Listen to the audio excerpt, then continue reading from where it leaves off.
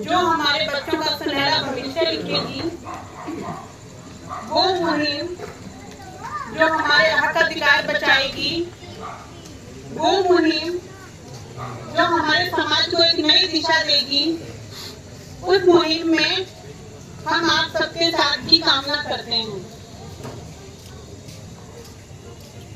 आज इलेक्शन का दौर है, विधानसभा एमएलए की इलेक्शन है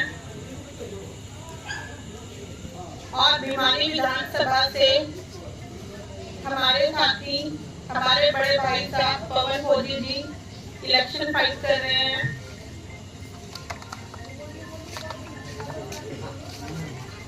तो आप सब लोगों से वोट मांगने से पहले हम कुछ बात अपनी रखना कि पहले हम ये समझ लें कि वोट क्या है। अभी तक हमें इतना ही पता है कि वोट देने की चीज है, वोट देने की चीज है, यही पता है ना हमें कि कोई मांगने आए तो दे दो। और इससे ज्यादा पता है वोट का क्या काम आता है? पता है? नहीं पता है किसी को? किसी को पता है तो बता दे। तो मैं आपसे ये कहना चाहती हूँ कि वोट देने की चीज नहीं है जब तक कि आप उसकी कीमत ना पहचानें। पहले आप ये जान लें कि वोट क्या है, किसने दिया, क्यों दिया, उसके बाद हम ये डिसाइड करेंगे कि हमने किसको देना है। तो वोट हमें किसने दिया? वोट हमें हमारे अपने पापा ने दिया और किसी समाज के, किसी धर्म के पापा ने हमें कुछ नहीं दिया। हमारे अपने बाबा साहब ने हमें वोट का अधिकार दिया। क्यों दिया? क्यों दिया वोट का अधिकार हमें? जरूरत थी क्या?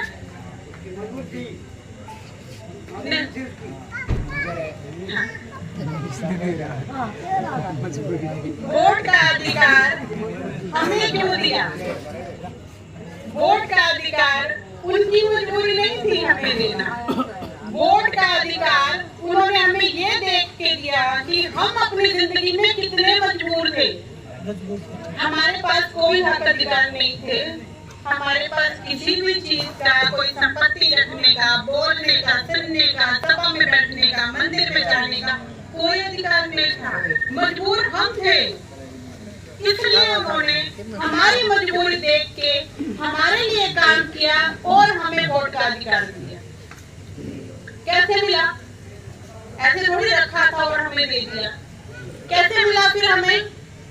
उन्होंने कुर्बानी दी अपने परिवार की, तब उन्होंने अपना परिवार कुर्बान करके हमारे परिवार के भविष्य के लिए हमें वोट दिया। और हम क्या करते हैं? कोई आया, वोट दे दो जी, ठीक है भाई तू ले जा, ठीक है भाई तू ले जा। नहीं, आज और आज से पहले हमने ये काम किया है कि कोई भी बाहर का आए और हमने उसे वोट दे दिया। आप लोग अपना इतिहास पढ़ें कि बाबा साहब ने हमारे लिए क्या क्या किया। जब आप इतिहास पढ़ेंगे तो हमें समझ में आएगा कि वोट की क्या कीमत है। और जब हम वोट की कीमत को पहचानेंगे तब हमें पता चलेगा कि वोट का हमें क्या करना है। जैसे हम अपने बहू बेटियों की सुरक्षा करते हैं ना, ऐसे ही हमें वोट की भी करनी पड़ेगी। कोई बाहर का आदमी आता है, हमें पहला फुसला के लालच देता है और हम अपना वोट उसको दे देते हैं। और वो क्या करता है? अपने भविष्य के लिए, अपने बच्चों के भविष्य के लिए उस वोट का इस्तेमाल करता है और हमारे बच्चों का भविष्य रोड पे ही रहता है। ठीक है? तो अब क्या करना है हमने? हमारे समाज के लोगों को एकता में चल के अपने समाज के लोगों को आगे पहुंचाना है, ताकि जो हमारे समाज के जो लोग हैं, हमारे समाज के चुने हुए जो एमएलए हैं, वहां जाके संसद में हमारे हक अधिकारों की लड़ाई लड़ सके।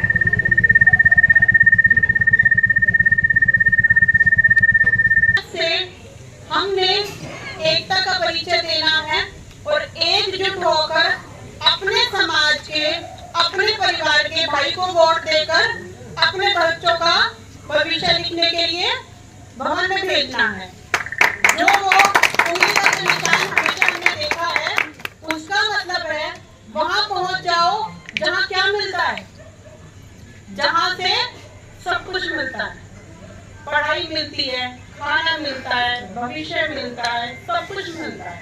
तो जहां मिलता है वहां पहुंचना चाहिए, उस लाइन में नहीं लगना जहां ऐसे खड़ा होना होता है।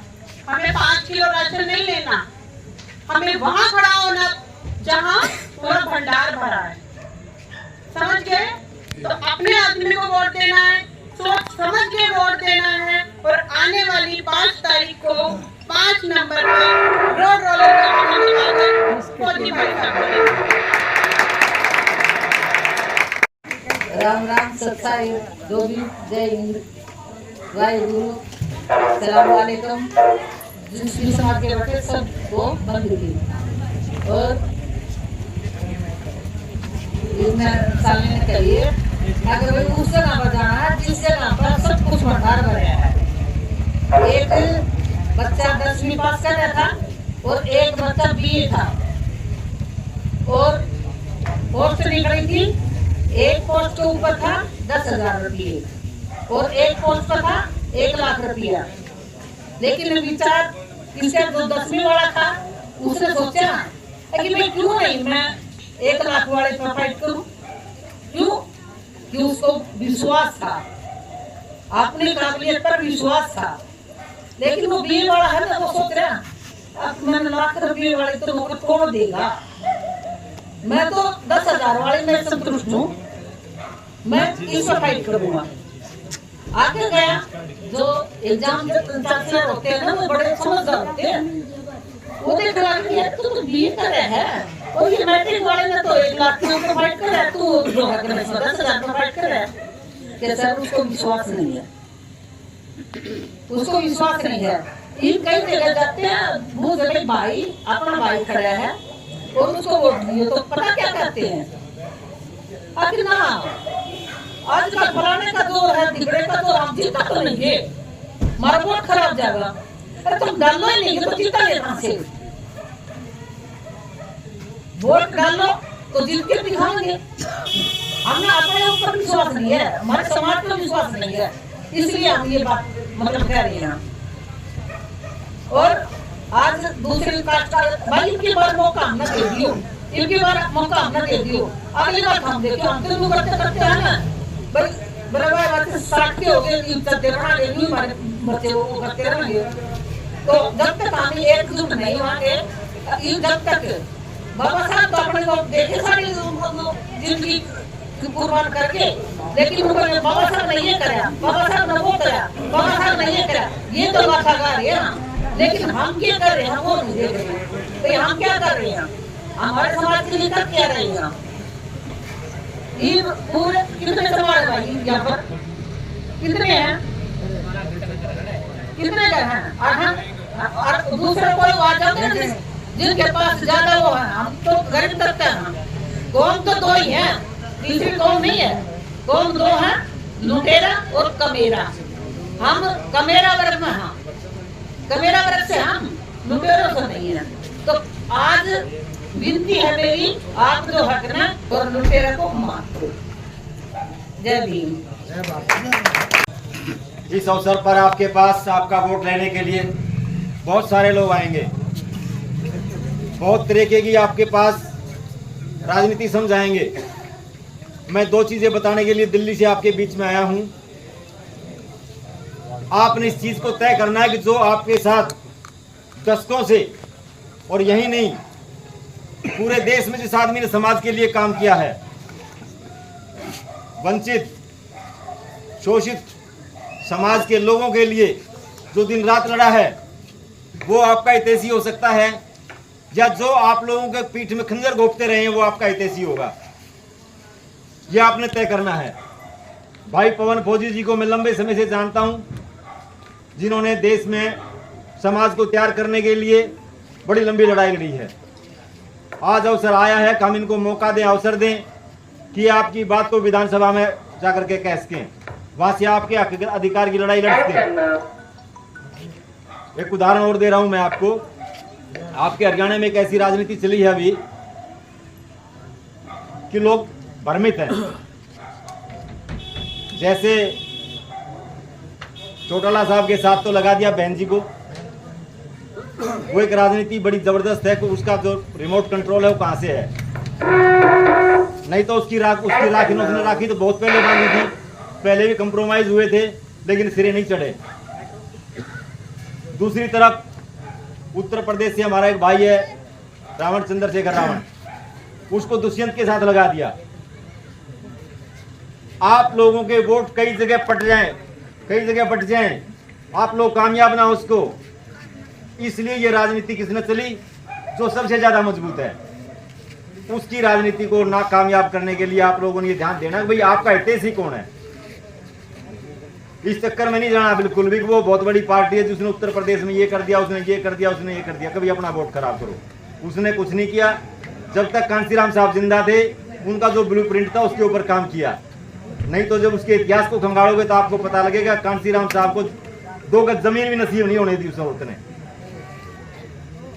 तो आज अवसर है कि आपका इसकी बात करने वाले पवन फौजी भाई साहब हैं हमारे बीच में। बहुत जुझारू हैं, कर्मठ हैं, मेहनती हैं। आपके चाचे परखे पूरा आपका क्षेत्र में इन्होंने काम भी किया है। तो इन चीज़ों को मैं कहूँगा। और इस समय हम राजपाल जी आए हैं